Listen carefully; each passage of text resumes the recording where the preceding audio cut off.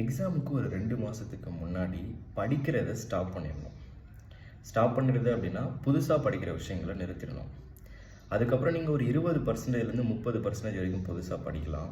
மீதி இருக்கிற 70% வந்து படித்த விஷயங்களை ரிவிஷன் பண்ணுறது, டெஸ்ட்டு நிறைய எழுதி பார்க்குறது, வீக்காக இருக்க ஏரியாஸ் எல்லாம் கண்டுபிடிச்சி அதில் நிறைய கொஷின்ஸ் ப்ராக்டிஸ் பண்ணுறது, இது மட்டும்தான் நீங்கள் பண்ணணும். கடைசி 2 மாதம் இதை கரெக்டாக ஃபாலோ பண்ணிங்கனாலே மோஸ்ட்லி எல்லாராலையும் எக்ஸாமை கிராக் பண்ண முடியும். எல்லோரும் என்ன பண்ணுறீங்க, அந்த லாஸ்ட்டு 2 மந்த்ஸில் தான் படிக்கவே ஆரம்பிக்கிறீங்க. அங்கே வந்து தான் எல்லாத்தையும் புதுசாக நிறைய படித்து மைண்டில் லோட் பண்ணிகிட்டே இருக்கீங்க. நிறைய விஷயம் மறந்து போகுது, நிறைய விஷயம் ஒழுங்காக படிக்காமல், ஒழுங்காக புரிஞ்சிக்காமல், ஒழுங்காக ரிவிஷன் பண்ணாமல், வீக் ஏரியாஸ் ஐடென்டிஃபை பண்ணாமல், ஒழுங்காக ப்ராக்டிஸ் பண்ணாமல், டெஸ்ட் எழுதி பார்க்காம ஒரு பதற்றத்தில் படிக்கும்போது நீங்கள் என்ன தான் டெடிக்கேட்டடாக ஃபுல் டே உட்காந்து படித்தாலும் அந்த டைமில் எக்ஸாம்ஸில் கிட்ட வந்து 3 மார்க் 4 மார்க்கில் மிஸ் ஆகிடும். இந்த மாதிரி நிறைய பேர் ஃபேஸ் பண்ணியிருப்பீங்க. Stop doing that.